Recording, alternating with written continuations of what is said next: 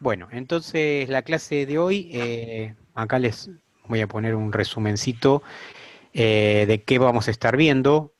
Vamos a hacer la resolución de uno de los ejercicios como para repasar del DER. El diagrama entidad-relación se incorporó en este examen primer parcial porque es muy importante saber resolverlo, saber pensar desde desde un sistema que está digamos, de la realidad y pasarlo a un diagrama entidad-relación, que es para nosotros muy importante y van a ver que en la carrera lo va a hacer. Por eso insistimos y lo ponemos allí, lo hacemos de manera anticipada y ahora hacemos el resumen con el segundo punto que va a ser los errores comunes en la resolución de un diagrama entidad-relación. Después, acá les anticipo que ustedes habrán visto en la programación de este cuatrimestre que tenemos el segundo trabajo práctico obligatorio, que es el TP9, que es del 12 del 6, se va a habilitar, es decir, mañana hasta el 18 del 6. Antes de cerrar la clase les voy a mostrar de qué se trata. Sí, son temas que vamos a ver hoy. Y el segundo parcial, que es del 26 de junio al 2 de julio, y ahí ya, ahora también les voy a contar, van a tener que elegir un sistema de la realidad y hacer la modelización. Así que vayan pensando algún sistema que les interese, que les sea atractivo, porque van a estar trabajando.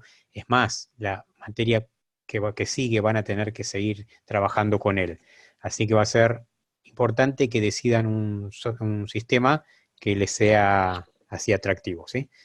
Y después vamos a estar viendo, una vez que terminamos con esto, con el repaso del examen, con lo que es modelo de dominio, ya entramos a lo que es el análisis orientado a objetos. El modelo de dominio, el diagrama de casos de uso, que está dentro de la parte de análisis, pero los casos de uso no son orientados a objetos, se utilizan como herramienta para describir los requerimientos de eh, digamos, de los sistemas, ¿sí?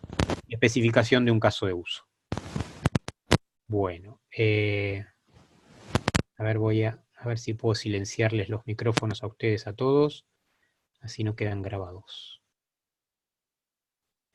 Bien, sigamos.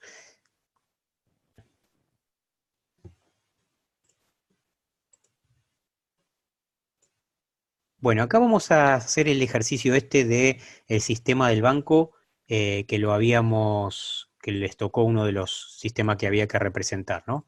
Entonces, eh, acá lo vamos a ir leyendo, se los voy a leer rápido. Necesitamos realizar un sistema en el que se registre información acerca de los bancos que operan en nuestro país. Si nosotros empezamos a analizar hasta incluso las palabras, ahí empezamos a ver que posibles entidades, y este sí ya es un sistema de un banco y hay varios bancos, el banco va a ser una entidad. Bien, ahí ya ustedes pueden empezar a detectar. Después dice que queremos información tanto de los bancos locales como los extranjeros. Ya al haber una distinción entre dos tipos, ahí ya tienen que ustedes pensar que va a haber una generalización, una especialización probablemente.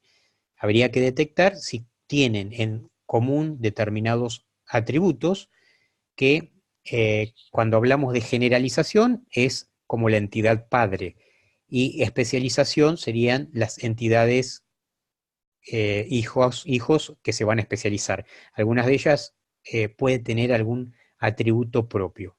Entonces sigamos leyendo y acá vamos a ver algo. Por ejemplo, que la información es la misma. Ahí ya nos empieza a decir que los dos bancos tienen la misma información. Código de banco, nombre, presidente y su dirección. Pero para los extranjeros además nos interesa el país de procedencia. Por lo tanto, ese atributo país de procedencia va a tener que ser asignado en la entidad correspondiente a bancos extranjeros. Sería en la especialización. Se los voy a mostrar que en la otra, ahí está. Acá yo tomé un diagrama de entidad-relación de uno de ustedes, que no sé de quién era, pero como estaba muy bien, ahí lo tomo en cuenta y alguna cotación se las voy a incorporar. Acá, muy bien, pusieron banco, código, presidente, nombre y dirección del banco, perfecto.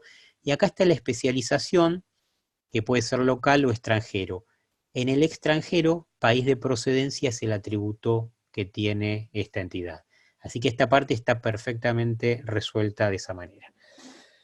Los bancos tienen varias sucursales, así que un banco tiene varias sucursales. Sucursal va a pasar a ser otra entidad, y de ella queremos saber su dirección, la dirección de la sucursal, ¿no?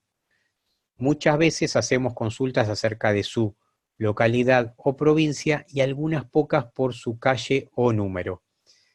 Acá entonces lo que habría que analizar es que si se hacen consultas es que va a tener que estar almacenada la información por la cual se hacen consultas acerca de su localidad, así que localidad sería un atributo, provincia sería otra, y después calle y número, que son también dos atributos de la dirección. Así que vamos a mirar cómo está resuelto sucursal, y acá están los atributos. Bien. Y acá vamos a frenar un poquitito para poder analizar la relación. Ahora en unos minutos voy a mirar las consultas que me hacen por chat, ¿sí? La relación. Un banco, acá siempre hay que ponerle el nombre de la relación, el verbo. Porque esto, ¿qué pasa? Uno lo entiende porque lo hace, pero estos modelos van a ser leídos y utilizados por programadores, por otros analistas funcionales. Entonces, algunos son fáciles de deducir, pero otros no. Entonces, el nombre del verbo pasa a ser importante.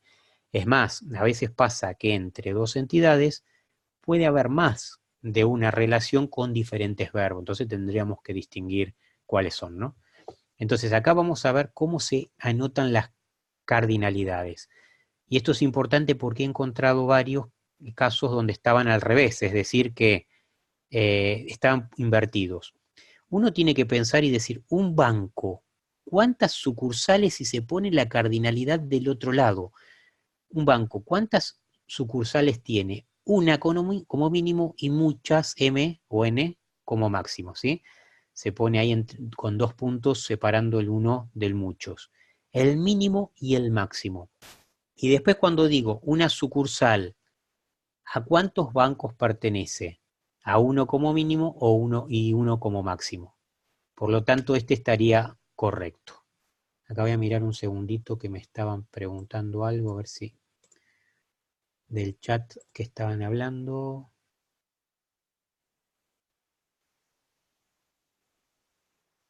¿Es necesario, Mauro pregunta, siempre armar una entidad general y luego las específicas?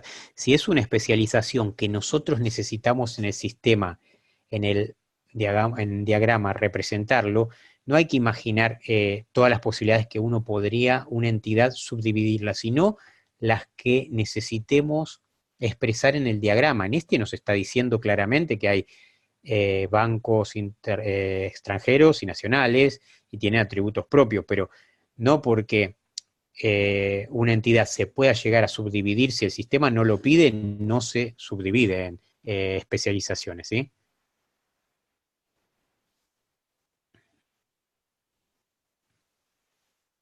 Bueno, acá Jonathan dice que las hizo al revés, buenísimo, no importa que las hayan hecho al revés, lo importante es que lo aprendan, ¿sí? Acá vieron que todos los trabajos prácticos y parciales que estamos haciendo les van a servir a ustedes para aprender esto y para que cuando den el final, ahí sí lo tienen que hacer muy bien. Buenísimo, bueno, vamos a seguir entonces con el otro punto que era el de los clientes de los bancos pueden operar con cuentas o pedir préstamos. Así que hay que seguir pensando que esto es un banco, entonces pueden operar con cuentas, es lógico, nosotros también, ustedes pónganse en el lugar de los clientes, cuentas, y ya se imaginan que son cuentas de ahorros, cuentas corrientes, hay que ver cuáles son las cuentas que es, o pedir préstamo. Así que esas son dos operaciones que el banco está ofreciendo. Cada cuenta corresponde a una sola sucursal, entonces las cuentas corresponden a sucursales, con lo cual las vamos a ligar a ellas. Ahí nos está diciendo claramente. Esto acá, el relevamiento los está escrito y ustedes los relevamientos los van a tener escrito o tal vez van a hacer entrevistas donde van a hablar, donde les van a preguntar. Por lo tanto, todas son preguntas que van a tener que ir haciendo y van a ser preguntas estratégicas en la hora de entrevistar a las personas con las cuales ustedes van a hacer los relevamientos, ¿sí? Después dice, tenemos cuentas de la caja de ahorro y de cuenta corriente. Ahí ya nos especifica que hay una especialización. Una cuenta puede ser de ahorro o una cuenta corriente. La caja de ahorro, además de la información general de cuenta, número de cuenta y saldo, ahí se observan esos dos datos, número de cuenta y saldo, en qué van a ser atributos de qué entidad. A ver si alguno me escribe por el chat.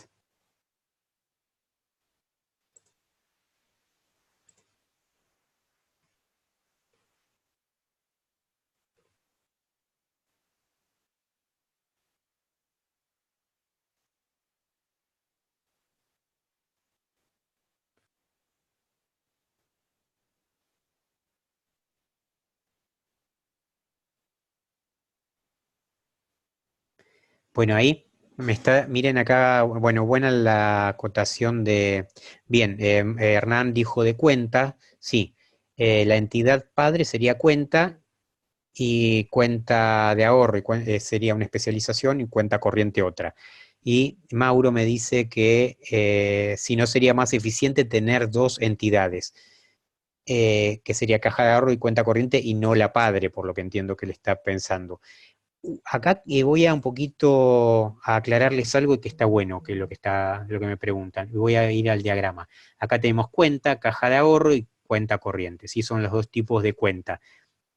En número y en saldo serían los atributos que heredan tanto caja de ahorro como cuenta corriente. Bien, ahora, esta es la representación a través del diagrama entidad-relación, es un modelo que después van a ver que en los apuntes aparece, cuando uno esto lo va a implementar, se van a convertir en tablas. Y hay tres posibilidades de implementar esta implementación de cuenta, caja de ahorro y cuenta corriente. Se podría hacer en dos tablas, como ser caja de ahorro y cuenta corriente. Pueden ser en tres, con cuenta, caja de ahorro y cuenta corriente, o en una sola. Lo que pasa es que cada una tiene sus ventajas y sus desventajas. En alguna hay redundancias. Por ejemplo, si yo lo hago eh, en dos, por ejemplo, voy a tener información, digamos, que voy a tener que ver cuando me pasan una cuenta si es un número de caja de ahorro o de cuenta corriente. Si está todo en una, va a haber como información vacía en algunos campos. Esto se ve más adelante, pero quiero que distingan lo que es el modelado, que es cómo se dibuja y cómo se piensa, y cómo después se termina implementando. Recuerden que cuando estamos haciendo este diagrama estamos en la parte de análisis, ¿eh? Bien, y acá qué más dice la caja de ahorro, además de tener información general, tiene información sobre la tasa de interés. Tasa de interés es una información que es un atributo que va a tener que ser incluido en la caja de ahorro. Ahora lo vamos a ver si se puso. Y las cuentas corrientes tienen información sobre el límite de esa cuenta corriente. Así que hay dos atributos que corresponden a estas por separado. Es decir, caja de ahorro tiene tasa de interés y cuenta de corriente límite. Entonces acá se especifica y está perfectamente implementado de esta manera. Y una cuenta corresponde a una sola sucursal y una sucursal puede tener de una a muchas cuentas, ¿no? Bien, acá voy a ver un poquito lo que me están preguntando. Cada tanto voy a ir mirando un poco a ver si hay algo. Ahí Marian pregunta que si pones solo dos no repetís información y sí, esa es la desventaja de repetir. Por eso la implementación óptima para no repetir sería con tres tablas, ¿sí? A veces uno puede decidir hacerla en dos o en una porque tal vez por la cantidad de consultas que tengan les convenga tenerla, digamos, en una misma tabla, pero tienen el costo de que hay redundancia, ¿sí? Las cuentas, Sergio, las cuentas son, la pregunta si tienen el mismo ID, tienen el mismo número, solo que después una es caja de ahorro y la otra cuenta corriente. Tendrán sus mismos números, pero tienen como una cuenta en común. Eso de todas maneras siempre se chequea con el relevamiento que ustedes hacen en las entrevistas. Bueno, vamos a seguir, tenemos mucho para ver hoy, ¿eh? Después, sigamos, cuando damos de alta una cuenta, registramos dicha fecha de alta, es decir, que es otro atributo que tenemos que poner en la cuenta. Bien, un cliente puede tener varias cuentas, ahí en la cardinalidad hay que expresarlas, y cada cuenta puede corresponder a más de un cliente. Veamos, acá hay una relación donde decimos que un cliente tiene muchas cuentas y una cuenta puede corresponder a más de un cliente. Puede corresponder a más de uno porque vieron que a veces cuando uno va a algunos bancos te dicen, puede haber algún familiar o alguien que ustedes asignen para, entonces puede haber más de uno. Veámoslo cómo está resuelto acá. Acá, una cuenta tiene uno o muchos clientes y un cliente tiene uno o muchas cuentas. Así que la representación acá está bien. Ahí hay alguien que tiene abierto el micrófono, si lo puede cerrar. Y con los préstamos pasa lo mismo. Un préstamo corresponde a un cliente y un cliente puede tener muchos préstamos. ¿Okay? Acá nunca dice en el relevamiento si hay clientes que sí o sí tienen que tener préstamo. Aquí, si ustedes observan, en préstamo el mínimo debería ser para mí 0. Como ahí no lo especifica, yo no se los voy a corregir, pero en la práctica, en la realidad, no es que vos sacás una cuenta en un banco y te obligan a sacar un préstamo, no. Como consecuencia podrías tenerlo. Entonces, acá como mínimo debería ser 0. Es importante que ustedes analicen los ceros mínimos o los 1, que son las dos posibilidades de mínimo. Y en el máximo hay dos números que pueden ir nada más, o uno o muchos. ¿Ok? Bueno, y veamos, perdón. Los préstamos, en cambio, pueden corresponder a un solo cliente, pudiendo al mismo tener más de un préstamo. Cada préstamo se relaciona con una sola sucursal. Queremos registrar el número de préstamo, el importe, el tipo y la fecha de alta de este. Y con eso estaría como resuelto este ejercicio. Creo que ahí vimos varias cosas. Y yo ahora les voy a hacer una pregunta. Esta relación propietario, quiero que me escriban en el chat, ¿es una relación de qué tipo de cardinalidad? Propietario. A ver, acá Mariano dice de muchos a muchos, Lisandro también. Bien, bien, bien, perfecto. Eso es lo que quería escuchar, que esa relación es de muchos a muchos. Ahora, nunca en una, perfecto, que lo hayan entendido, me encantó. En un extremo de cardinalidad, por ejemplo, cliente, nunca el mínimo puede ser mucho, ¿vieron? Siempre el mínimo o es 0 o es 1, y el máximo o es 1 o es muchos. Nunca pongan mínimo muchos y máximo muchos. Hubo exámenes que escribieron eso. Ahora pasan, pero en los finales no pueden aparecer eso, ¿sí? ¿Está claro? Bueno, algunos errores comunes los voy mostrando.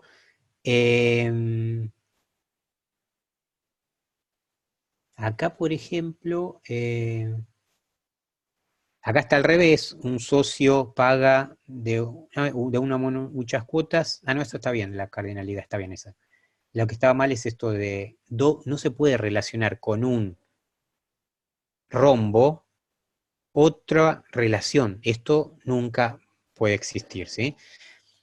Pero acá, el que lo hizo, pensó en algo que seguramente hay ahí falta algo, porque en una relación de muchos a muchos, como es de socio-deporte, acá podía haber nacido una entidad asociativa que sale con una flechita que apunta a la relación y va aquí una entidad, y esa que tiene la flechita y que nace de una relación se llama entidad asociativa, que se podría haber llamado práctica, y práctica sí podría ser relacionada a través de la relación imparte con profesor. ¿Ven? Acá yo les hice un ejemplo de una entidad asociativa. Es una entidad que nace de una relación de muchos a muchos. Por ejemplo, socio practica deporte, ahí podría haber sido la entidad asociativa clase, y esta se puede relacionar con otra. Así que, incluso acá en clase, esta fecha de la clase debería aparecer en la entidad asociativa y no en la relación, porque se puede dejar en la relación, es decir, en el rombo o en la entidad asociativa, pero nunca se puede, si tiene una relación con otra, no puede un rombo conectarse con otro rombo. Ahí sí o sí deberían relacionarla. A ver si se entendió esto de la entidad asociativa. Voy a ir a mirar el chat de ustedes.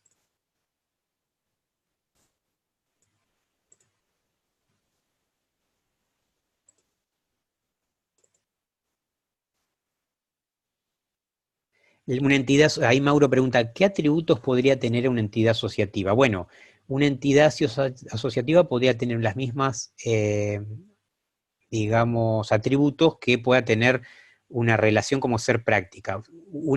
Si uno relaciona un socio con un deporte, es porque practica en una determinada fecha, por ejemplo, en el día de hoy practicó un deporte, ya eso se sabe porque está relacionado, y la fecha podría ser el tiempo, tal vez, si está pago o no, depende del sistema. Acá está preguntando, ¿deporte podría ser una entidad asociativa entre socio y profesor? Ustedes se van a dar cuenta porque, por ejemplo, acá un socio puede practicar muchos deportes y un deporte puede ser practicado por muchos socios. Entonces, esa es una clase. Ahí nos damos cuenta que sí. En la que planteó Juan, a ver, deporte podría ser una entidad asociativa entre socio. Un socio y profesor, en realidad un socio y un profesor nunca se relacionan directamente, salvo que un profesor o que un socio contrate a un profesor para una clase particular. Ahí sí hay una relación, pero de esa manera no, ¿está? Tiene que ver con las cardinalidades. Bien, buenísimo, ahí estoy leyendo. Bueno, buenísimo. Entonces, creo que se está entendiendo esto de entidad asociativa. Después cualquier cosa es un tema importante tenerlo claro porque es por esas relaciones de muchos a muchos, hay atributos que no sabes dónde ponerlo y bueno, y van ahí, ¿no? Otro error común, acá yo justo tomé también otro ejemplo, estas representaciones donde esto está representado como si fuera una clase y las relaciones son como rombos, no los mezclen nunca. Las entidades se representan con rectángulos y se le pone el nombre adentro. Y después escriban todos los atributos como los vimos. Eso es cuando hacemos el diagrama entidad-relación. Después van a ver que vamos a empezar a ver clases y sí van a aparecer como esto, algo parecido a esto, pero no inventen nuevas formas porque no existen, ¿sí? ¿Está? Buenísimo. Bueno, acá por último, vieron que esto fue un ejemplo que habíamos visto, cuando uno termina de armar el diagrama entidad-relación, cómo se pasa al modelo de datos, al modelo lógico o el modelo de datos, lo pueden hacer de esta manera, escribiéndolo así, o también podría ser de esta forma, donde ya está implementado en un sistema de gestión de base de datos, pero si ustedes observan, tienen lo mismo. Para mí es suficiente que ustedes sepan cuál es el nombre de la entidad, cuáles son los atributos, cuál es la clave o el atributo clave, y por último también cuáles son, que es importante, los atributos foráneos. Por ejemplo, en este código de categoría, en categoría es un atributo foráneo de socio que relaciona con quién, con categoría. Es este de acá. Este, como tiene muchos de este lado, tiene que traer el número de socio de este lado. Ven acá hay un error, miren, este n como mínimo está mal. Ese no va, acá tampoco, n a n acá tampoco va. Estos son correcciones que no tienen que errar, digamos, porque es importante que lo sepan. Bueno, esta parte estaría, esta es la primera parte de la clase, ¿sí? A ver, voy a ver si puedo abrir el otro.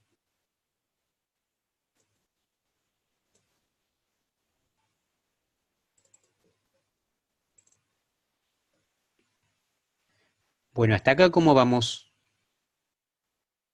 Voy a compartir la nueva pantalla.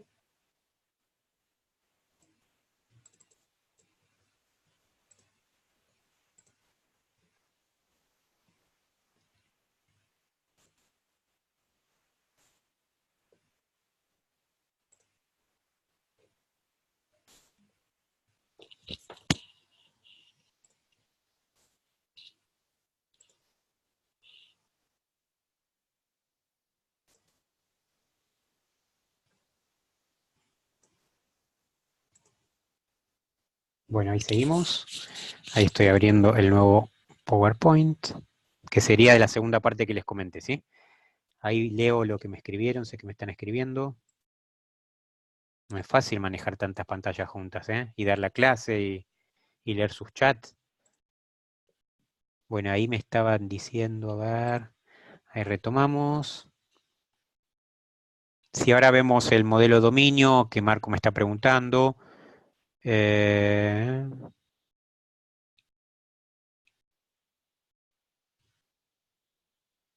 Algo breve el manual, ¿por qué no me queda clara la explicación de los apuntes? Y Juan, viste, es el tema este de, a veces uno cuando lee los apuntes, como generan diferentes explicaciones, me parece que la suma de ir combinando estas videoclases con los apuntes es mejor, más los libros, bueno, algunos tienen más facilidad para poder entenderlo y bueno, a veces también tienen algunos un poquito más de experiencia, ¿no? A ver, ¿qué más? Una duda de Nicolás respecto a atributos como el mail que eran de uno a muchos. ¿Está bien crear una entidad para...? Ah, sí, yo lo había visto justo el caso este del mail.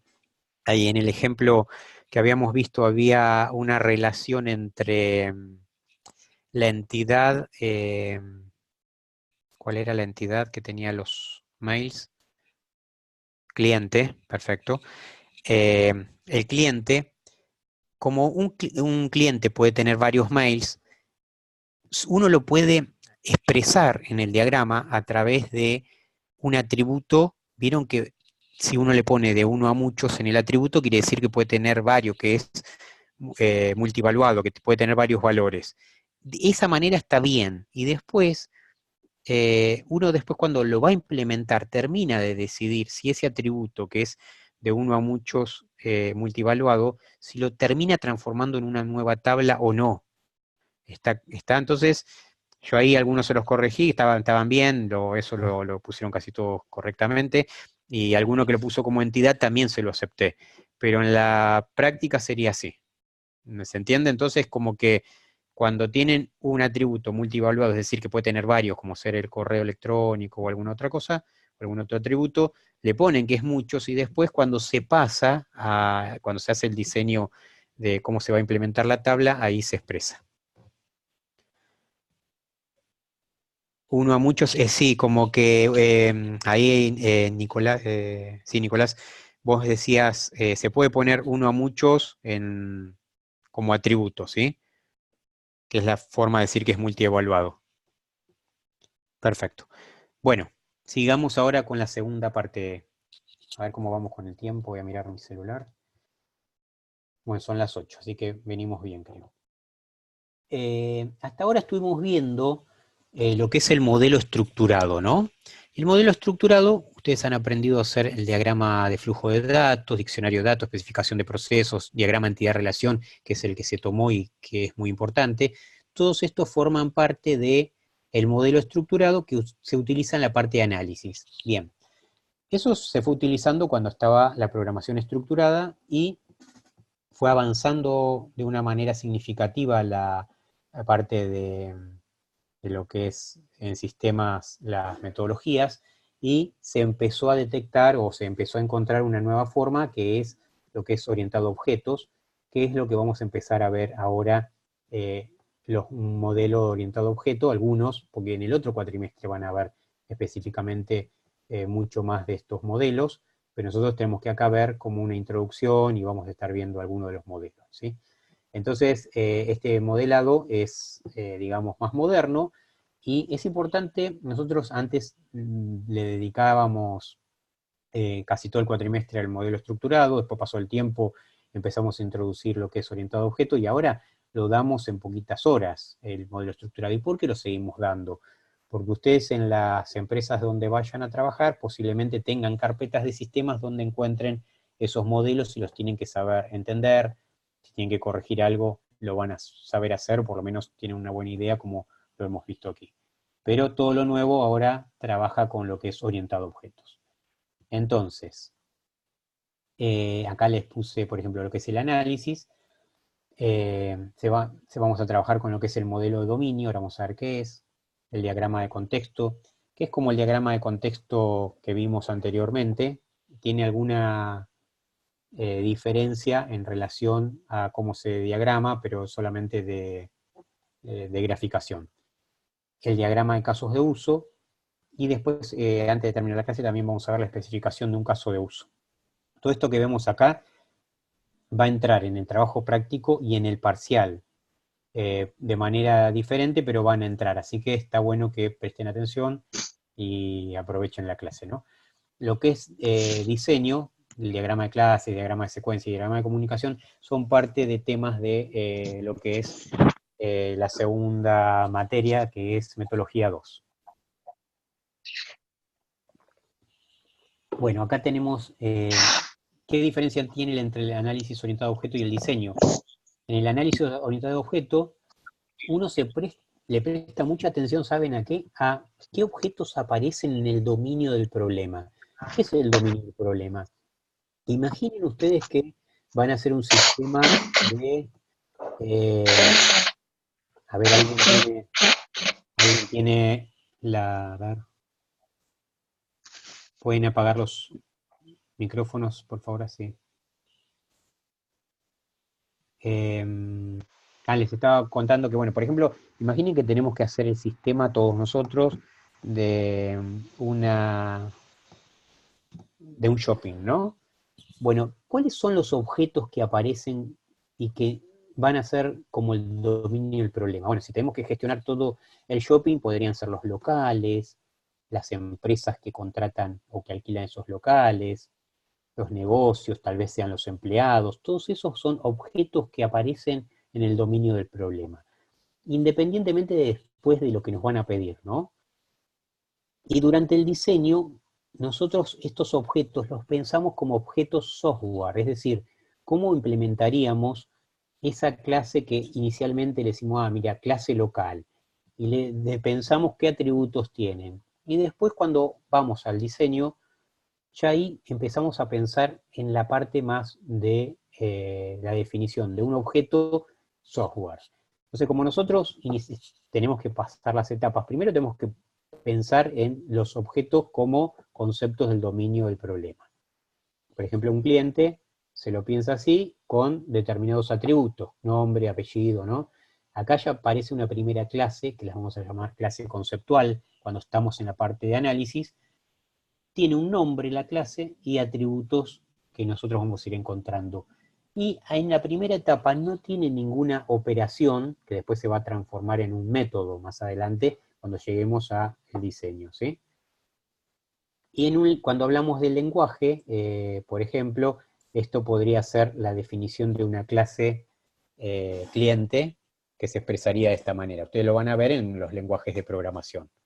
Pero ven que hay una diferencia en una representación que hacemos un dibujo con esta que después lo implementamos.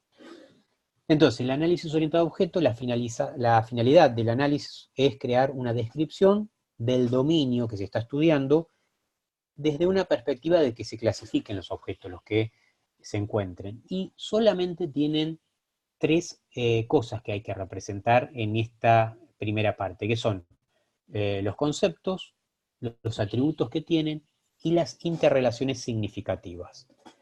En el modelo del dominio no es una descripción de los objetos software, así que ahí no hay que poner nada relacionado con la programación ni nada pensado desde ese punto de vista, ¿sí? Bien. Hay dos vistas, una estática, que es la que define la estructura de un sistema en cuestión. Por ejemplo, cuando nosotros hablamos, acá aparece el modelo de dominio, que es uno de los que vamos a estudiar. ¿Qué son? Son las clases conceptuales, cómo se relacionan entre sí y qué atributos principales tienen. Van a ver que no hay ninguna operación, ningún método que va a aparecer en un modelo de dominio. Así que cuando en un trabajo práctico, en un examen o un final les piden el modelo de dominio, solamente tienen que representar tres cosas. Las clases conceptuales, que van a ser estos cuadros que tienen el nombre de la clase, los atributos, y dejan vacío las operaciones. Y la vista dinámica van a ser las responsabilidades, es decir, lo que va a estar adentro de cada clase como método finalmente, más adelante, va a ser todo aquello que aparece aquí. que nosotros vamos a llegar a verlos así por encima, pero en el otro cuatrimestre lo van a ver con más detenimiento, ¿sí? Entonces, cuando hablamos de la parte estática, es un modelo de dominio. Cuando hablamos de la parte dinámica, se llama los diagramas de secuencia, que finalmente más adelante se van a convertir en los métodos de las clases, ¿está? Esto sería la explicación de vista estática y dinámica. A ver, ahí me estuvieron, creo que preguntando algo. Y seguimos. Ahí, perfecto. No hay ninguna pregunta más para mí, sigo. Modelo de dominio, vamos a empezar con el modelo de dominio. Ok. Clases conceptuales. Yo les dije que había una clase conceptual, tiene el nombre, que lo llamamos símbolo, palabra o imagen que representa esa clase conceptual. Si estamos en el shopping y queremos hablar del local, ¿qué nombre le van a poner acá? Local, que es la palabra que lo representa. Después vamos a poner acá los atributos específicos, y después, bueno, y además del símbolo, ¿no?, que representa el nombre de la clase, tienen una intención la clase. ¿Qué es la intención? ¿Para qué está? ¿Para qué existe esa clase? Bueno, entonces una venta, que es el ejemplo de acá, representa una transacción de compra. Es la intención de esa clase. Y tiene una extensión que es el conjunto de ejemplos a las cuales se aplica una clase conceptual. Sería el dominio, el conjunto de posibles, digamos, ejemplos que podría aplicarse, ¿sí? Una venta podría ser aplicada, por ejemplo, según los atributos que tengan, y se pone 2 o 3 ejemplos que nos permiten ver en qué ámbito se va a aplicar. El modelo de dominio entonces es a partir del análisis, ¿no?, de cuando nosotros estamos en el análisis, descomponemos ese modelo de dominio en clases conceptuales. Nosotros tranquilamente, antes de ir a una entrevista de un sistema, si tenemos una idea de cómo se comporta en general ese sistema, podríamos armar un modelo de dominio tentativo que nos ayudaría a hacer preguntas en el momento de las entrevistas. Entonces, el modelo de dominio, que está en la definición, es la representación visual de las clases conceptuales del mundo real. Nunca en el modelo de dominio, que es la parte de análisis, que es el qué, no el cómo, nunca van a exponer nada relacionado a algo específico de la programación, ¿sí? Entonces, ¿qué se van a visualizar en un modelo de dominio? Clases conceptuales, asociación entre ellas, como ser acá, especificación, es una clase conceptual, y artículo es otra. Asociación entre las clases, que es una línea, acá no va en rombo, ya es una línea derecha, que es el que relaciona o asocia una clase con otra. Y atributos en las clases. Con eso sería suficiente como para armarlo. Así que tengan en cuenta que ustedes ya pueden empezar a pensar cualquier tipo de sistema que conozcan de la realidad, pueden armar el modelo de dominio de cómo creen que funciona, como práctica, ¿sí? Acá hay un ejemplo de un modelo de dominio. A ver, mírenlo un poquito ustedes mientras yo descanso mi voz, a ver si se entiende. Este es un sistema de libros, ¿no?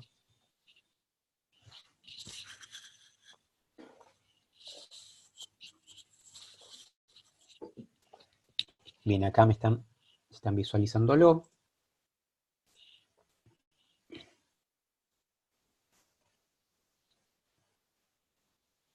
Acá pregunta Sergio. La entidad sería la clase. El objeto sería un elemento de esa clase. ¿Está? Entonces, por ejemplo, acá cuando nosotros ponemos las cardinalidades decimos un cliente y pensamos en un objeto cliente con un nombre, una persona, Juan Pérez, que vive en determinada dirección, tal teléfono y tal profesión. ¿Cuántas órdenes de compra puede tener relacionada ese objeto con órdenes de compra? ¿Con cuántos otros objetos? De 0 a muchos, acá según este sistema. Quiere decir que un cliente podría no tener todavía ninguna orden de compra cargada, porque hay un 0, pero también podría tener muchas. ¿Se comprende entonces este ejemplo? La clase es el conjunto de objetos que agrupa, se los clasifica, y de esa manera pensamos cada objeto con cuántos de la otra entidad, de la otra clase, perdón, tiene. Por ejemplo, una orden de compra, ¿cuántos objetos de cliente va a estar relacionado? En uno solo, una orden de compra no puede estar asociada con 2 clientes. ¿Está? Matías pregunta, ¿acá no va 0 o mucho o es lo mismo? 0, mucho, ¿en qué estás mirando? Eh,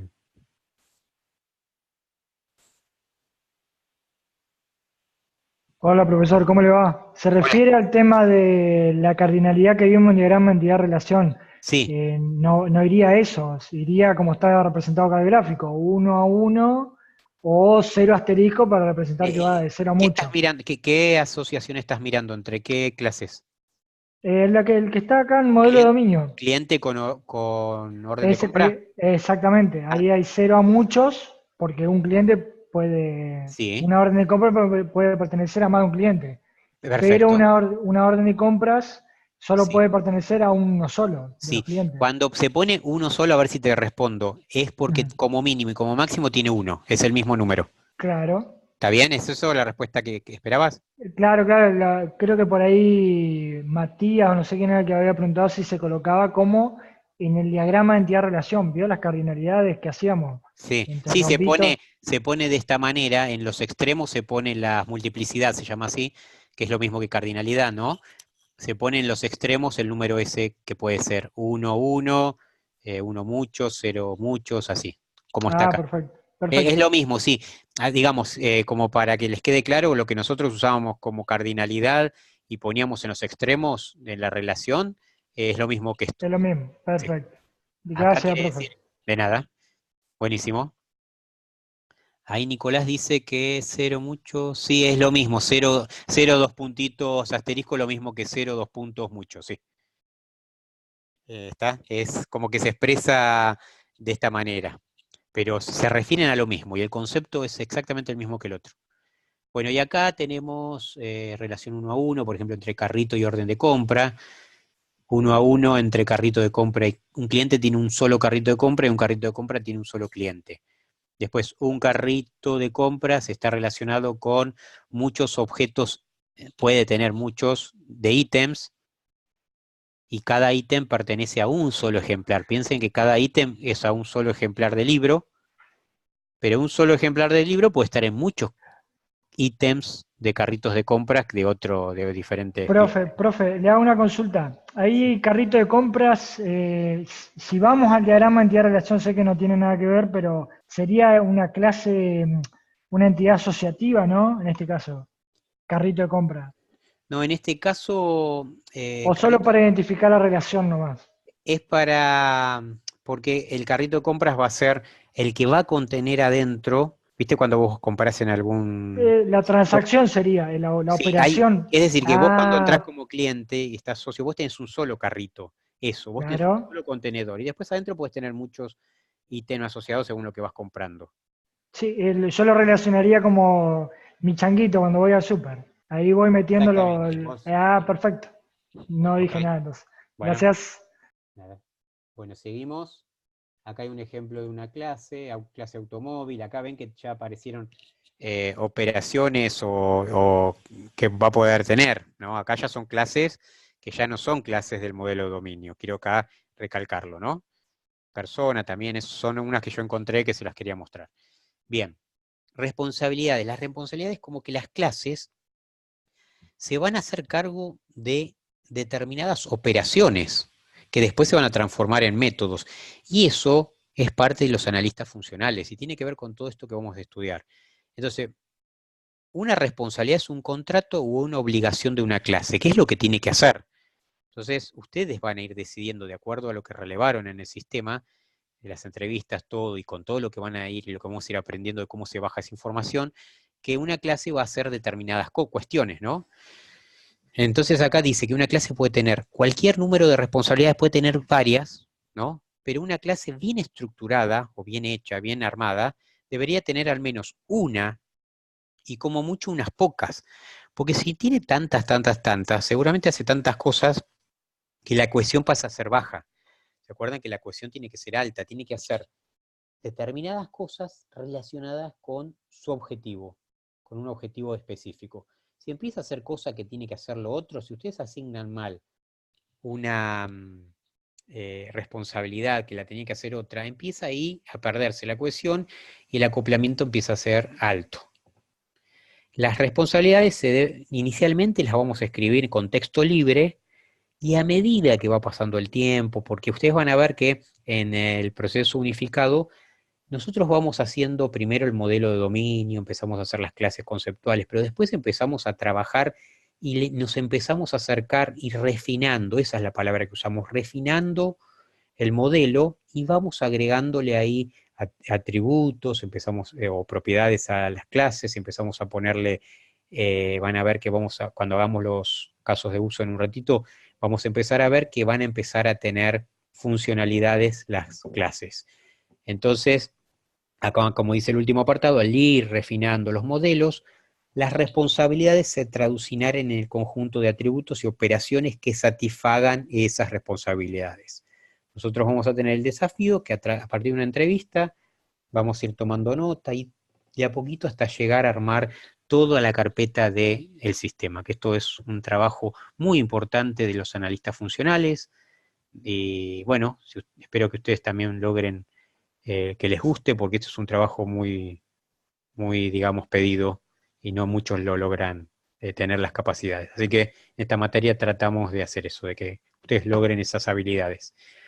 Y después cuando llegamos al diseño orientado a objetos, que en el diseño, ¿qué pasaba? Ya salimos de la parte conceptual y entramos a lo que es a nivel software. Entonces, por eso acá la finalidad del diseño orientado a objetos es definir los objetos software y sus colaboraciones.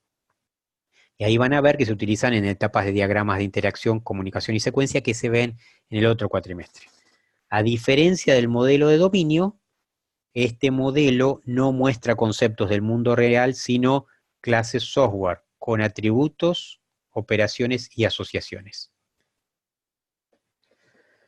Acá tenemos la definición de objeto. Hay cosas que ustedes ya las han visto o que las pueden leer, como ser un objeto, esas definiciones, ¿no? Es cualquier cosa real o abstracta acerca del cual almacenamos datos y las operaciones que controlan dichos datos. Acá nos proponen que ya no pensemos más en el modelo estructurado, ya vamos a pensar en objetos. Después tenemos que las propiedades de los objetos son tres: el estado, comportamiento e identidad. El estado de un objeto abarca las propiedades que normalmente son estáticas. ¿Por qué son normalmente estáticas las propiedades?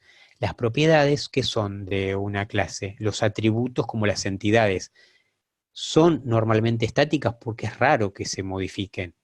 Se puede agregar alguna, por supuesto, pero es algo excepcional.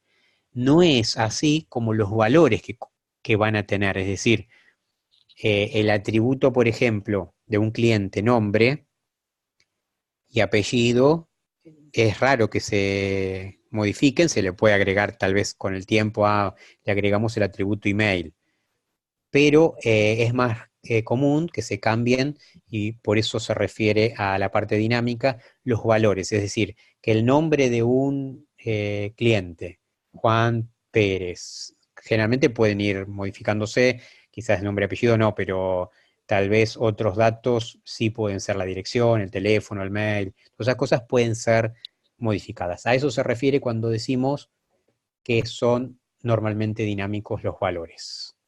Comportamiento nos muestra cómo actúa y reacciona un objeto en términos de cambios de estado y paso de mensajes. Ustedes van a ver que las clases se van a comunicar entre sí a través del envío de mensajes. Uno va a poder, a veces uno necesita que de una clase dispare o pida una operación de otra, y eso es a través de un paso de un mensaje. Eso lo vamos a aprender y se hace a través de lo que es en esta materia y la que viene. Y la identidad, que es la tercera propiedad de los objetos, ¿cuál es?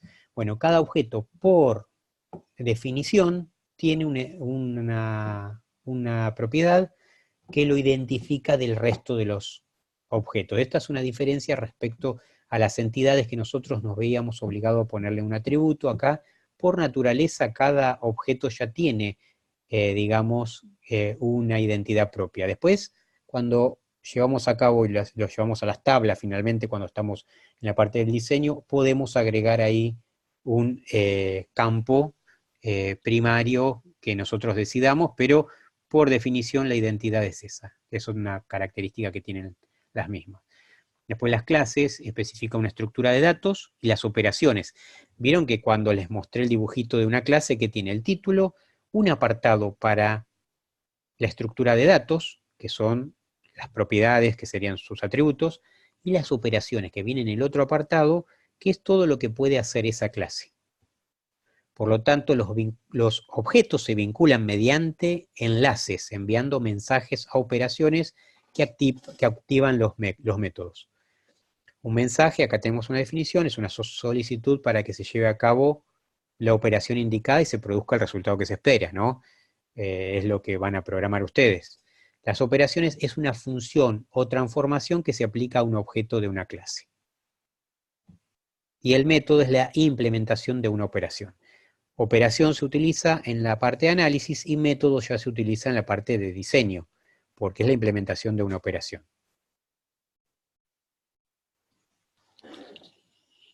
Bueno, acá tenemos multiplicidad de las relaciones. Esto es lo mismo que lo que vimos de cardinalidad en las entidades, es lo mismo. Un profesor dicta, y ven que la palabra acá pongan el verbo, porque entre profesor y curso hay muchas cosas que pueden ocurrir. Entonces hay que poner el verbo. Profesor dicta de 0 a un curso. Eso es por definición en el sistema que se haya relevado, porque en otro sistema, ¿qué va a pasar? Un profesor puede dictar muchos cursos, por ejemplo. Y para hacer al revés, este 0,1 viene diciendo un objeto profesor dicta cuántos cursos, 0 o 1. Puede o no tener uno relacionado. Y un curso, cuando un objeto curso es dictado, y decimos la palabra, digamos, inversa, por un profesor, de acuerdo al sistema que se está estudiando. Y acá tenemos 1 y solo 1, por ejemplo, 0, 2.1, quiere decir 0 o 1, n 2.m de... Esto es de una cantidad mínima, una cantidad, son las multiplicidades de excepción, de 0 a muchos, 0 a varios, 1 a muchos, están todas las combinaciones. Acá aparecen, miren, el caso de lo que habíamos visto antes de entidad asociativa, ¿ven? Un alumno cursa de una a muchas materias. Y una materia puede ser cursada por 0 o muchos alumnos. Una materia 0 porque cuando se inicia todavía no hay ningún inscripto, pero después ya pasa a ser muchos. Esta es una relación de muchos a muchos, y acá va a aparecer una clase asociación, se llama. Lo que yo les expliqué antes como entidad asociativa, acá se llama clase asociación. Es una clase que viene punteada del medio, como esta, y aparece una nueva clase abajo. Acá, por supuesto, faltan lo que son las propiedades y las operaciones, ¿no? Ahí alguien me estaba preguntando algo.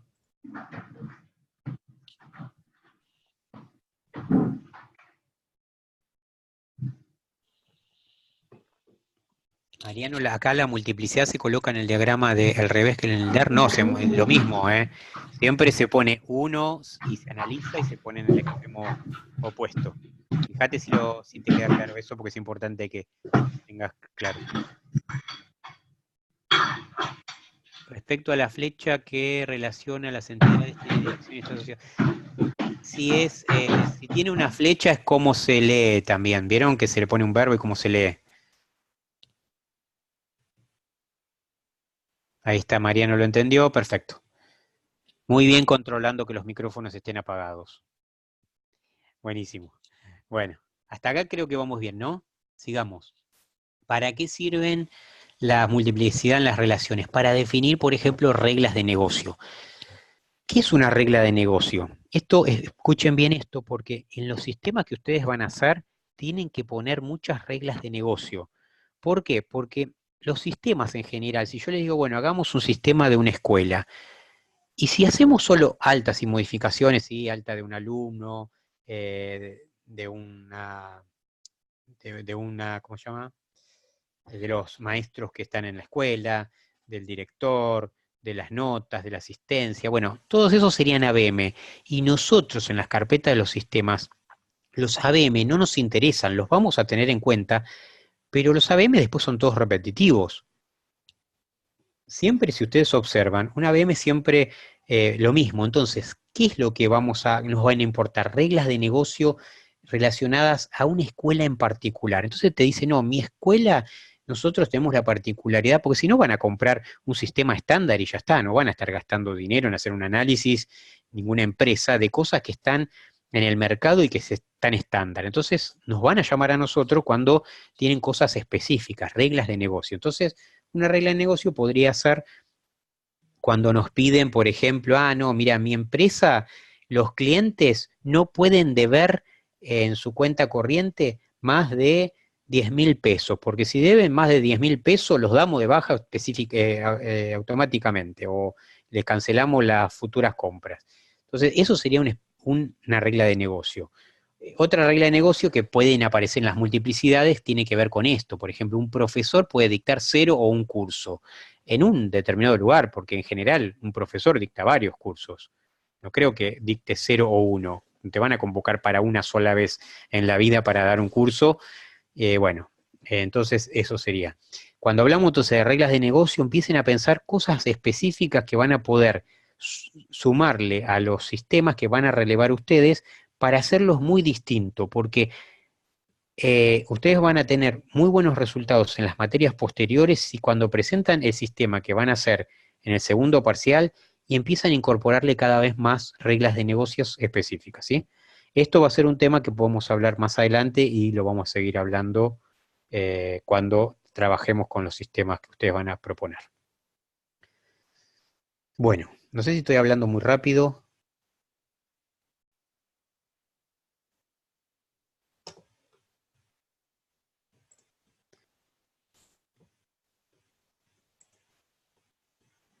Bueno, algunos dicen que está perfecto y algunos no deben escribir, deberán decir si habla muy.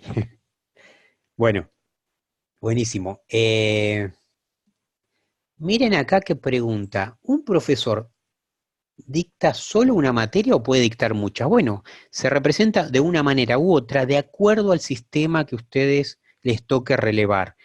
Por eso a veces pueden tener dos sistemas con el mismo nombre o hacen lo mismo, pero después las reglas de negocio son diferentes. Por lo tanto, eso depende del relevamiento que les toque. Si ustedes en un examen les van a decir ahí de cómo se va a representar, ¿sí? Acá Marian dice, profe, en los DER también iban los verbos. Sí, en los DER también en el rombo se ponen los verbos. ¿Sí? Vieron que a mí me corrigió algo parecido, pero no los vi en los diagramas de ejemplo. Ok. Sí, tal vez no lo pusimos, pero bueno, también tengan en cuenta que a veces apareció en algunos lugares, en otros no, pero van los verbos. ¿Saben por qué van? Porque cuando ustedes reciban una carpeta y tengan que entender los sistemas, si no está el verbo no van a entender. Estos son, digamos, sistemas que nosotros los entendemos, profesor, curso, materia, son todo bárbaro, pero cuando les empiecen a poner bonos, palabras que no saben ni de qué son las entidades, ahí van a ir a buscar específicamente los verbos que relacionan para entenderlos, ¿no? Pues si no, ni siquiera le van a poder hacerle la pregunta a los responsables de los mismos, ¿sí? Bueno, acá tenemos un ejemplo del modelado del mundo real, tenemos marca, vehículo, quién es el titular de ese vehículo. Esta es la manera de hacer una especialización. Esto se va a ver más adelante. Auto y moto son dos tipos diferentes de vehículos. Vehículos tienen atributos propios y después auto y moto van a tener sus propios. Es un ejemplo y se hace a través de esto. Después lo van a ir viendo en la materia, en los materiales que están en la especificación de cómo se expresa. Acá, por ejemplo, un vehículo tiene de 0 a muchas ruedas. Acá el motor. Un motor es una instancia, solo puede estar en un auto. Perfecto.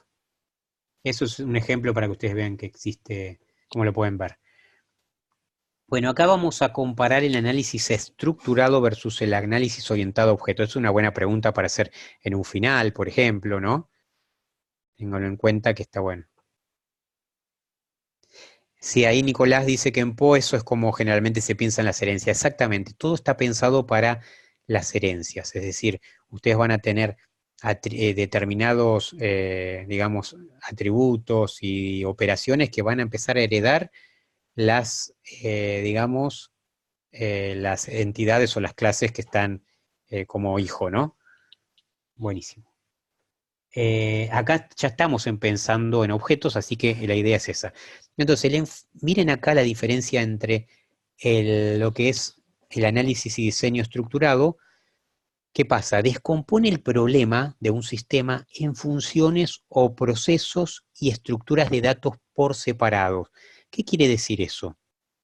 Que nosotros por un lado teníamos los diagramas de flujo de datos, ¿se acuerdan?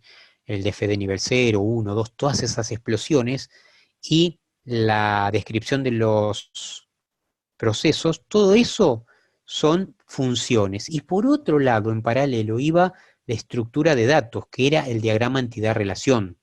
Después, en algún lado, más adelante, en otras nosotros no lo llegamos a ver, se integraban y se ve, no lo llegábamos a ver por el tema de que cada vez se ve menos y necesitamos ver todo lo que es orientado a objetos. Pero en el enfoque orientado a objetos, que aquí abajo, se busca descomponer el problema no en funciones, sino en una unidad más pequeña que se denomina un objeto.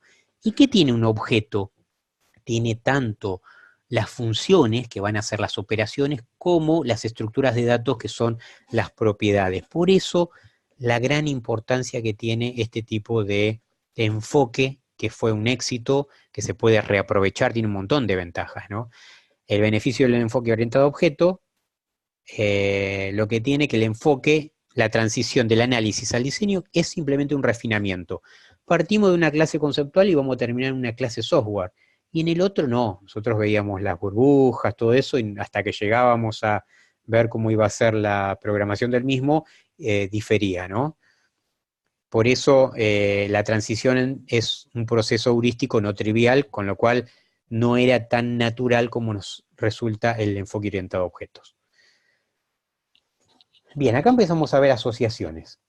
Cuando ustedes armen acá nosotros tenemos las clases, el modelo de dominio, van a encontrar que se van a relacionar. Por ejemplo, un empleado trabaja para una empresa. Por un lado ponemos los nombres de las entidades, empresa y persona, pero cuando empezamos a hacer las asociaciones, pensamos qué rol cumple esa persona de la empresa que la vamos a relacionar, que trabaja, que sería un empleado. Bueno, entonces le ponemos nombre empleado, porque va a haber otras asociaciones que pueden llegar a tener otros roles. Si nosotros, por ejemplo, como ser acá jefe, es otro tipo de persona que trabaja en una empresa. Bien, entonces empleado, en el rol empleado, trabaja para una empresa. ¿Qué rol le podríamos poner a una persona dentro de la empresa que trabaje ese empleado? Para un patrón, por ejemplo. Podría ser el nombre. Y se le pone el nombre de roles que nos ayudan, eso se llama nombre de rol. Esta es una asociación de muchos a muchos. Si ven acá, un empleado puede trabajar para muchas empresas. Es decir, que guardamos o el histórico, cuando decimos que trabaja para muchas empresas, es porque trabajó. Es decir, que de tal fecha a tal fecha trabajó en tal empresa y de tal otra empezó a trabajar en una nueva. Por eso tenemos muchos, si no, si decimos actualmente, podría ser una, salvo que sean personas que trabajan de manera independiente que puedan trabajar en varias empresas, ¿no? Yo, por ejemplo, trabajo en varias empresas, soy consultor y trabajo para varias, entonces no trabajo en una sola. Bien, ahora vamos a ver un área que está buena esa. Esta que decimos, persona con empresa que trabaja para, es una asociación binaria. Relaciona dos clases. A ver qué están preguntando.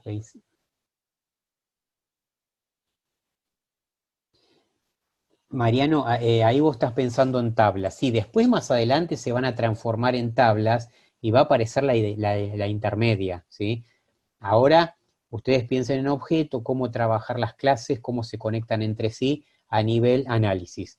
Después, cuando llegamos más adelante, porque esto van a ver que hay una de las clases que se va a ver en la otra materia, donde transformamos el modelo de clases, que se ve en la parte, digamos, de orientado a objetos, cómo se transforma en tablas. Pero eso es más adelante, por lo tanto ahora dejen de pensar en tablas y piensen en objetos de la vida real para no confundirse, ¿sí? Y acá una persona que es operaria se relaciona con un jefe. Entonces, la flecha, ven que va para allá, es un jefe dirige a un operario.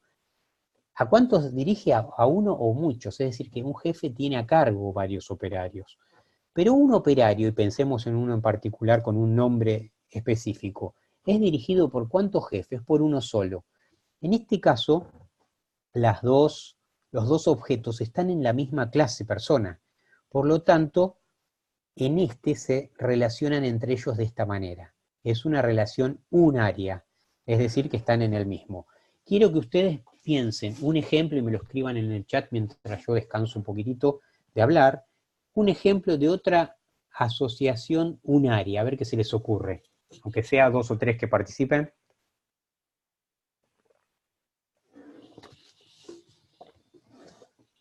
Los dejé pensando, ¿eh?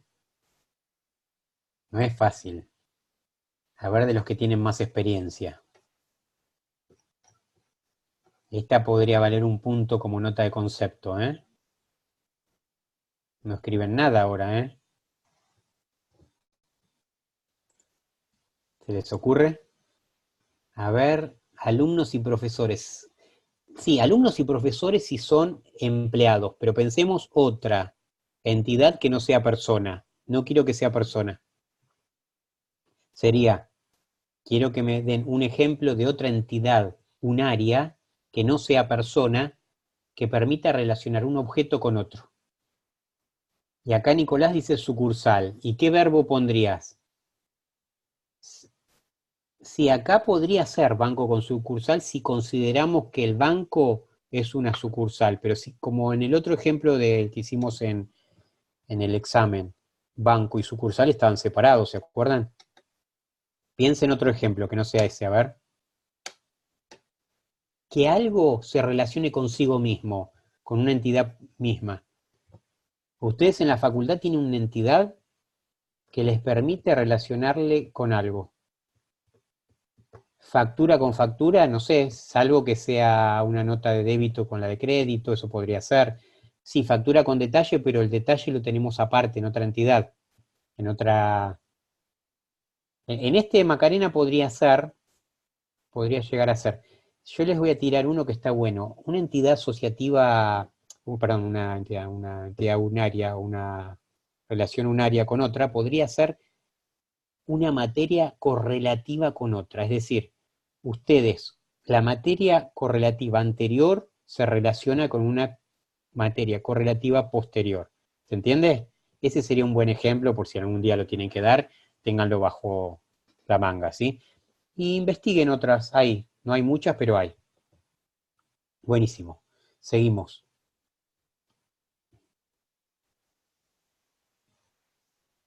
Acá tenemos la multiplicidad de una tienda, un artículo se vende en una o muchas tiendas, se vende en una tienda, está bien.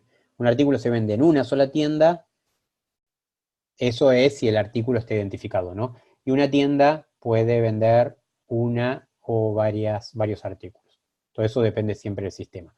Vamos ahora al diagrama de casos de uso. Bien, ¿qué es eso? El diagrama de casos de uso es el diagrama donde se van a representar todos los actores del sistema, y actores del sistema son aquellos que usan el sistema, ¿sí? Van a haber actores primarios que usan el sistema y actores secundarios que pueden ser que mantienen o hacen tareas de mantenimiento o de actualización, ¿no? Entonces, los que usan el sistema tienen que pensar las personas que físicamente lo van a usar. Por ejemplo, si yo tengo una, un negocio, por ejemplo, vamos a pensar de electrodomésticos, ¿no? Entramos allí y va a haber, hay un caso de uso sería vender los productos, ¿no? ¿Quién es el actor del sistema en ese caso? El actor del sistema sería el vendedor, ¿está? Ahora, si yo, por ejemplo, voy a un cine y puedo comprar entradas en una de las máquinas que están, ¿vieron en los pisos antes de entrar al cine que uno puede ahí comprar entrada? Ese sistema, el usuario podría ser el cliente, pero en el de electrodoméstico, donde uno va al local, ahí no es el cliente el actor. Distingan que es el que él va a usar el sistema. Si hay algún uso, alguna funcionalidad, sí que el actor es el mismo. Entonces, el diagrama de caso de uso van a ser todos los actores que usan el sistema y qué casos de uso tienen. Y ahora vamos a ver ejemplos. Bueno, acá así se expresa, se le pone el muñequito sí o sí, el nombre. Por ejemplo, vendedor y caso de uso, se pondría acá adentro la palabra vender productos, para el caso de los electrodomésticos. Y hay casos de uso que, por ejemplo, en el desarrollo del caso de uso, vamos a suponer, esperen un ratito que les voy a pensar un ejemplo, para explicarle lo que es el include y el extend.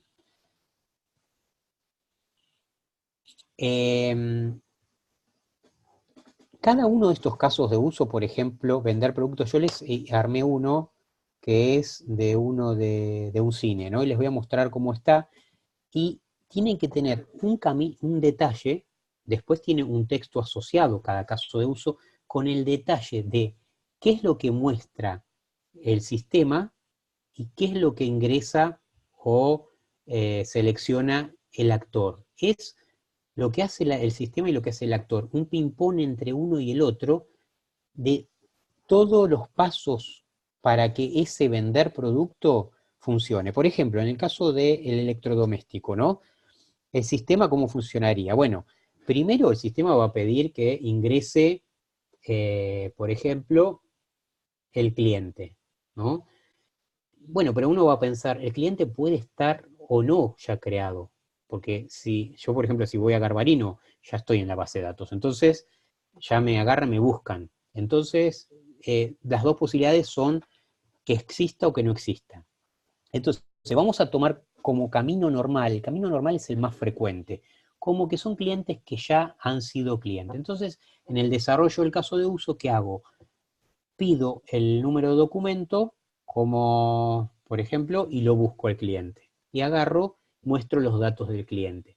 Pero como excepción, como camino alternativo, ¿qué puede pasar? Que el cliente no esté dado de alta, con lo cual ese sería un camino alternativo, dar de alta al cliente. ¿Está? Eso se haría en otro apartado. Ahora yo después les voy a mostrar un ejemplo. Entonces, después les voy a explicar lo que es el include o el extend, porque acá no lo tenemos como para ver. Este es un ejemplo de un salón de belleza general, ¿no? El cliente, acá está mal, ven, por ejemplo, el cliente se puede dar de alta, se puede registrar, modificar. Esto es si en el salón de belleza funcionaría si uno puede entrar a través de una página web, a través con un usuario, una contraseña, registrarse y puede uno registrarse y modificar datos de uno. Ahí sería el cliente. Si no, debería ser el vendedor. El cajero puede dar de alta, puede registrar al cliente, puede consultar cliente y puede también consultar clientes con pagos pendientes, que este sería otro caso de uso. Los casos de uso, este es un diagrama de caso de uso, se escribe así con un óvalo y adentro se pone un verbo, por ejemplo, modificar datos del cliente y un sustantivo. ¿Sí? A veces hay algunas bibliografías que el verbo, en vez de estar en infinitivo, puede estar en gerundio. Por ejemplo, vendiendo productos en vez de vender productos. Yo, en mi caso, les acepto cualquiera de las dos. No voy a poner ahí, mientras sepan que el caso de uso va un verbo y un sustantivo, después ustedes van a una empresa, lo ven en gerundio, está bien también, ¿sí? Asistente de lavado puede lavar lavado de cabello, son sus funcionalidades. Ahora, habría que ver esto en el sistema, qué es lo que tiene, que capaz que le llega una información en su sistema que tiene una persona en cola de espera para lavarle el cabello, ¿no? y así cada una de las personas se marcan con un muñequito. Es así, van a ver que los diagramas aparecen, tienen que estar de esa manera. Entonces, el caso de uso describe tanto lo que hace el actor como lo que hace el sistema que les decía. Bien. Actores, acá hablamos de los actores son los que usan el sistema, y el actor es externo al sistema. ¿A qué se refiere? Que no es alguien que está dentro del sistema, sino es alguien que lo usa. Tengan en cuenta que son los que lo van a utilizar, ¿eh? Y ahora le vamos a ver, hay actores primarios que utilizan las funciones principales, lo que tiene que ver con las funcionalidades del sistema principales, y actores secundarios. Por ejemplo, si alguien paga, por ejemplo, esto del lavado de cabello y el corte de pelo, ¿no? Y paga con tarjeta de crédito. Un actor secundario sería el banco que chequea o autoriza el pago de dicha tarjeta, ¿está? O tarjeta, la que consideren ustedes que sea el que tienen que chequear, ¿sí? Bien. Diagrama de contexto. Este es un diagrama de contexto, miren. Se hace un cuadrado en vez de un círculo como hacíamos antes, se le pone acá el nombre del sistema, acá está como con siglas, pero mejor lo ponen completo, y ponen quiénes son los actores principales, con los muñequitos, y los actores secundarios se ponen con un recuadro así, se le pone la palabra secundario. Acá, por ejemplo, tenemos cliente, acá quiere decir que en este sistema el cliente puede usar el sistema, alguna parte del sistema seguramente, ¿no? Está el administrador del sistema, y este 0 a mucho quiere decir que hay muchos clientes, y hay un solo administrador de sistema, ¿ven? Y esto que están acá, tarjeta de crédito, es el que actualiza, el gestor de libros, porque los libros, según este ejemplo, no se dan de alta y baja aquí, sino que toda la actualización de los libros nos llegan a través de otro sistema. Otro sistema es parte también de un actor secundario. El gestor de envío no es parte de nuestro sistema, por lo tanto también está aparte. A ver qué están preguntando.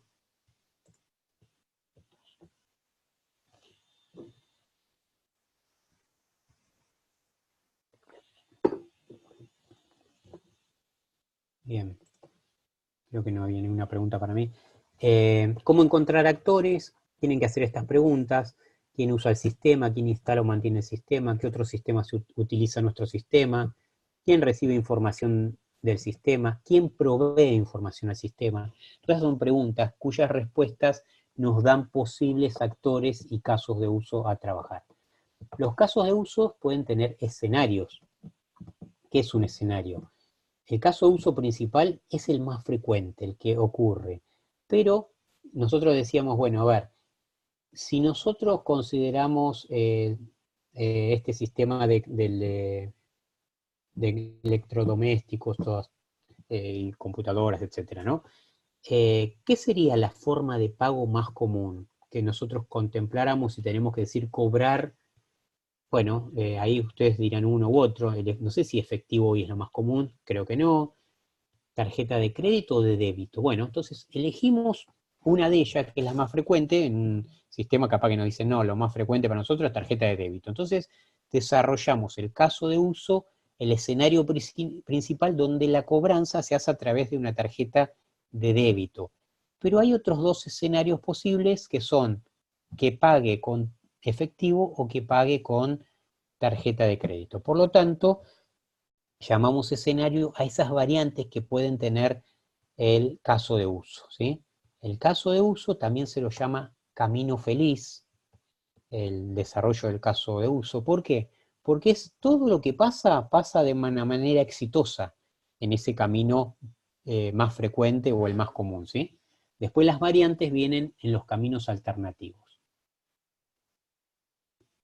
Acá tenemos colaboraciones. A veces pasa que un caso de uso necesita la colaboración de otro caso de uso. Ahí llamamos colaboración. ¿Qué otra cosa puede pasar con los casos de uso? Que un actor lo inicie, pero el que reciba la información sea otro. ¿Sí? Por ejemplo, si se le envía, no sé, un informe al gerente y el que lo usa y lo genera es el jefe de ventas. Genera un informe y se lo manda por, no sé, de alguna manera, y recibe esa información. El gerente, ahí Esto no es tan frecuente, pero puede ocurrir, ¿sí? Include. Bueno, esto es una de las cosas que les iba a explicar. Un include es parte del camino normal. El camino normal y el alternativo son parte del caso de uso, ¿no? El camino normal es todo lo que va a pasar en el caso de uso.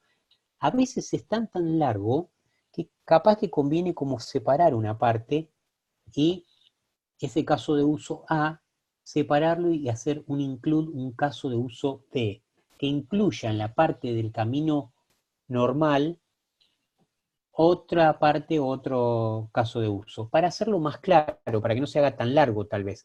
Y otra posibilidad del uso del include es cuando se repite este caso de uso porque lo usa otra persona, otro actor, otro caso de uso. Por ejemplo, vieron que yo les había dicho que era posible que en este ejemplo de los electrodomésticos, que cuando uno compra, dice, no, lo más frecuente es que ya existe. Entonces, yo puedo apartar o separar el alta de un cliente y lo separo en otro caso de uso utilizando un include o un extend, de acuerdo a si se utiliza el alta dentro del camino normal de un caso de uso, se dice include. Y si está en la parte alternativa, se le dice que es un extend. Include extend, que es este. Que la flecha es al revés. Esto después les voy a pedir, porque no se lo voy a poder explicar todo, que lo lean, hay ejemplos, todo eso, y van a ver que lo van a encontrar. Acá tienen todo cuando se utiliza include y extend. Generalmente se utilizan cuando el include se utiliza dentro de la parte del camino normal y el extend en el camino alternativo.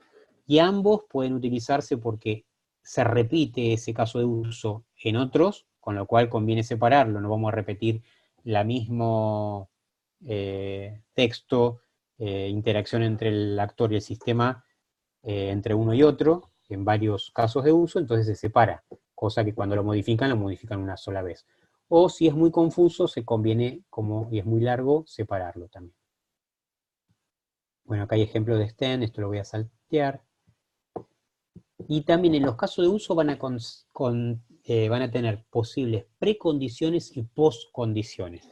¿Qué es eso? Una precondición es una condición que debe cumplirse como obligatoria en un caso de uso antes de que empiece a desarrollarse el camino normal. Por ejemplo, si yo para cualquiera de los casos de uso que tenga un empleado, por ejemplo el de venta, lo que sea, digo, tiene que estar previamente logueado en el sistema, yo no voy a estar todas las veces haciendo el desarrollo de que se loguee en el sistema. Entonces le pongo como una precondición que el empleado o el vendedor, el que sea el que vaya a usar ese sistema, debe estar logueado previamente. Entonces eso tiene que ser verdadero, ya se da como hecho. Y postcondiciones es algo que debe cumplirse cuando el caso de uso se completa, es decir, algo que posteriormente se debe cumplir sí o sí. Por ejemplo, si estamos vendiendo productos, es como postcondición que se actualice el stock cuando se termina la venta. Esos son dos ejemplos. Si no, buscan ejemplos ustedes en los libros. Bueno, y ahora vamos a ver una especificación de un caso de uso que yo se los quería mostrar. Acá hay uno, pero yo les traje otro. Es uno que lo hicimos, está bueno. Ya les digo, un segundito. Sé que faltan poquitos minutos, pero vale la pena, ¿eh?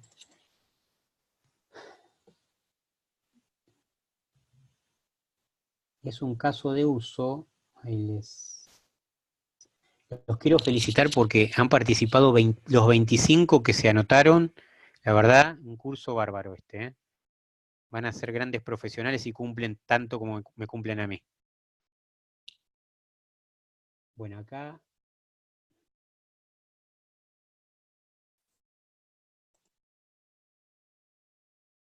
voy a compartir una nueva pantalla que es un ejemplo de un caso de uso. Este caso de uso es adquirir una entrada de un cine, ¿sí? Entonces, tiene un include que incluye pagar entrada, es decir, que dentro de este proceso de adquirir entrada, incluye también la de pagarla, es decir, que adquirir contempla el pago incorporado. Y una opción alternativa es reservar la entrada, pero no pagarla, ¿sí? Entonces, miren cómo se desarrolla. Acá yo se los voy a después compartir. Caso de uso, adquirir entradas. Acá se describe, el cliente va a través de un menú de opciones para adquirir entradas. Este es uno que se hizo en su momento. Precondición, el cliente ya debe estar registrado. Se hace a través, como en este caso, como a través de la web, ¿no? El flujo principal, el sistema solicita al cliente que elija un cine entre la lista de opciones. Si ustedes entran en Hoist, este es uno de Cinema Hoist, están visualizando, ¿no? Lo que estoy compartiendo, a ver si todavía estoy hablando. Ok, ya veo que estaba hablando y yo solo veo el contenido. El cliente selecciona un cine. Ustedes cuando entran ahí les pregunta al sistema que elija un cine. Perfecto. Entonces, esto tienen que escribir todas las frases, se enumeran del flujo principal o camino principal, se pone el sistema y lo que pide o muestra. Y lo que el actor, en este caso el actor es el cliente selecciona un cine. Yo acá le capturé la pantalla, pero para que vean ustedes, ¿sí? Como no se los voy a poder mostrar. Después, el punto 3, ¿qué hace? El sistema muestra las fechas disponibles para la película. Ven acá que muestra que el 4 del 9 y el 5 del 9 hay disponibilidad, entonces muestra y el cliente elige una fecha. El sistema muestra los horarios disponibles en la fecha seleccionada. El cliente elige el horario. El cliente selecciona comprar. Después, el sistema el sistema muestra la película, cine, fecha y hora en la pantalla para que el cliente pueda confirmar que los datos ingresados previamente sean correctos. Todo esto se escribe así para que el programador, cuando le llegue la descripción del caso de uso, sepa cómo tenga que hacerlo. Esto, ojo que después nos falta un diagrama que está relacionado con este, pero hacer bien este es como hacer gran parte del sistema bien, ¿eh? Ustedes van a tener que pensar solamente como una caja negra qué es lo que te muestra el sistema y qué es lo que uno va seleccionando. El ping-pong entre el sistema y el actor. Entonces acá aparece todos esos datos, acá cuál es la película, el horario, la sala. Entonces, el cliente confirma seleccionar comprar, en algún momento tiene que volver a decirle, o siguiente, ahí están las pantallitas, ¿no? Y en algún momento, cuando yo le digo comprar, solicita el usuario y contraseña. Si uno entra, porque es una de las maneras de entrar. Yo no entré directamente con usuario y contraseña, sino que fui eligiendo la película y el cliente ingresa usuario y contraseña, el sistema muestra promociones y precios generales de las entradas. ¿Ven? Acá mostró todas las opciones. El cliente selecciona tipos de entradas y cantidad. El sistema suma el total, ven que cuando voy eligiendo sumo. Esto si ustedes tienen el cine, también no son socios de alguno de estos, prueben, no hace falta que compren, lleguen hasta el paso previo y van a ver esto que les estoy diciendo y cómo se escribe. El cliente selecciona siguiente, el sistema muestra al cliente butacas disponibles de manera predeterminada, seleccionando las mejores disponibles, ¿ven? Acá, ¿qué pasa? Muestra esto hay que explicarlo de alguna manera en el desarrollo del caso de uso y te muestra cómo las que uno quiera elegir. Yo acá no elegí ninguna, creo, ¿sabes? El cliente elige butacas si desea seleccionar continuar y antes de la cuenta atrás llegue a cero. Es decir, ¿qué pasa con esto? Cuando uno empieza a elegir las butacas, te empieza a poner un contador y te empieza tiene una cantidad de minutos para hacerlo, ¿sí? Y si pasa eso, te dice el cliente el sistema muestra combos adicionales, se reinicia la cuenta de atrás en pantalla de 10 minutos, el cliente selecciona continuar, no necesariamente debe adquirir adicionales. Ven, acá está toda la explicación del paso a paso.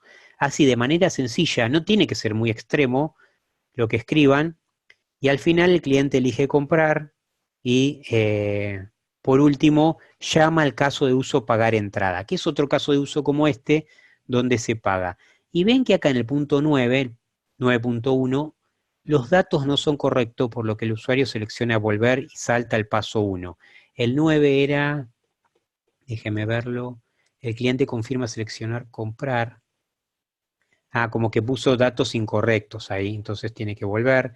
Es decir, como que ustedes cuando encuentren algún paso donde hay un camino alternativo, ahí van al flujo alternativo y desarrollan los pasos necesarios para cumplimentarlo.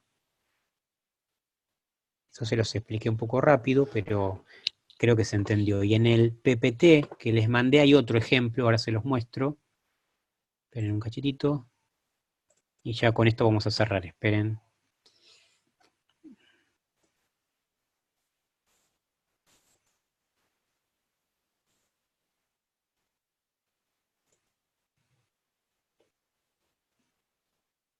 Bueno, ahí este es otro ejemplo, acá empieza extracción de dinero en un banco. Tiene pre, post condición, después lo leen tranquilo, el sistema solicita que se ingrese la tarjeta, el usuario introduce la tarjeta del cajero, el sistema solicita que ingrese la clave, todos los pasos, pero ustedes ven que es el sistema al usuario, el sistema al usuario. Esto tiene que ser así, claro, qué verbo va, porque para que nosotros interaccionamos con la computadora o ingresamos, seleccionamos algo, no hay muchos verbos que puedan hacer. Y después lo que muestra el sistema o lo que hace. Esto es el inicio para armar los sistemas a través de la modalidad orientada a objetos. Bueno, yo más o menos voy cerrando acá. Quiero que me pregunten o me digan qué les pareció la clase, si necesitan algo más. Si es posible, todos los ejemplos los podrás mandar lo antes posible. De mi parte tengo que terminar el trabajo. Trabajo el viernes porque viajo el fin de semana y me gustaría tenerlo a mano. Ok. Sos vos, Juan, entonces. Buenísimo. Bien, respecto a la bibliografía de la unidad 5 en la materia en la que... Sí, con respecto de las unidades, recuerden de verlos en el índice los nombres y los temas, por las dudas, ¿sí? Que hay versiones de libros muy diferentes. Con respecto a la bibliografía, amplíen ustedes, ya son conscientes de los temas que vamos viendo, y vayan ampliando dentro de su tiempo y todo. No se queden solamente con la fotocopia, sino amplíen y traten de ver las definiciones, cosas que aparecen en los libros, que está bueno como para reforzar. Respecto al final, ¿qué temas serían? Y eso lo vamos a hablar después del segundo parcial, les digo, ¿sí? Pero van a hacer ejercicios como de estos tipos. Va a estar disponible mañana y yo ahora tengo que ver voy a hacer lo posible que esté mañana. Voy a hacer lo posible realmente, porque tengo que bajar el video ese, procesarlo y subirlo a YouTube y después mandarle, ¿sí? Bueno, ¿alguna cosita más? Segundo TP. El segundo TP ya son cosas nuevas. En el segundo TP son 2 ejercicios, uno de un sistema que van a tener que elegir y van a tener que hacer el modelo de dominio, esto que estuvimos viendo hoy, y uno con un relevamiento pequeño donde también tienen que ejecutar o representar lo que hicimos hoy. Buenísimo, bueno, ahí veo que les gustó. Lisandro, otro libro, ahora no se me ocurre de los que están ahí pendientes, cualquier cosa se comunican entre ustedes o me escriben. Bueno, espero que se haya entendido, porque hablé mucho y rápido, pero bueno, espero que haya quedado claro lo mejor posible. Bueno, les mando saludos a todos, ¿sí? Bueno, gracias a ustedes por participar. Bueno, gracias por los saludos, abrazo a todos.